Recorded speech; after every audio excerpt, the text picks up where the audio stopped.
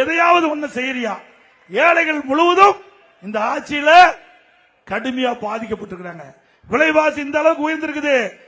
மந்திரி முதலமைச்சர் கவலையில தினம் போட்டோ ஷூட், தினம் பத்திரிகை விளம்பரம், தினம் ஒரு நாளைக்கு 2 கோடி ரூபாய் பத்திரிகை விளம்பரம், 30 நாளைக்கு 60 கோடி ரூபாய் மக்களுடைய வரிப்பணம் மீனடிச்சிட்டு இருக்கிறார். இவருக்கு விளம்பரத்துக்காக அரசாங்க பணத்தை பயன்படுத்துவது கண்டனத்துக்குரியது. அது மட்டும் இல்ல, இவருடைய அப்பாவுக்கு எழுதாத பேனாவை கடல்ல கொண்டு வைக்கிறதுக்கு 82 கோடி மக்களுடைய வரிப்பணத்தை எடுக்கிறார். இது நியாயமா? அப்பாவுக்கு பேனாவை நாங்க வேண்டாங்கள. உங்க ட்ரஸ்ட்ல 8000 கோடி இருக்குது. திரு கருணாநிதியுடைய குடும்பத்துடைய ட்ரஸ்ட்ல 8000 கோடி பணம் இருக்குது.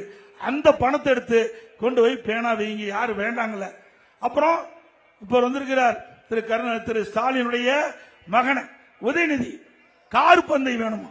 இது தேவைங்களா நாட்டுக்கு? அதுவும் சென்னையில் முக்கியமான நகரத்தின் மைய பகுதியில் கார் பந்து நடத்துறார். பல 100 கோடி செலவு. எப்படி மக்களுடைய வரிப்பணத்தை வீணடிக்கிறார் என்பதை எண்ணி பாருங்க. ஒரு பக்கம் பேனா, ஒரு பக்கம் கார் பந்தயம், இப்படி ஊதாரித்தனமாக செலவைகின்ற அரசாங்கம் தேவையா? அவ்வளவு ரத்தத்தை வீரியா சிந்தி உழைக்கின்ற மக்களுக்கு நல்லது நல்லது செய்வதற்கு இந்த அரசாங்கத்தில் பணம் ஒதுக்கல.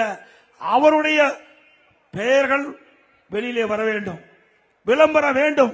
அதற்காக ஆயிரக்கணக்கான கோடியை நம்முடைய வரிப்பணத்திலிருந்து செலவு செய்கின்றாங்க.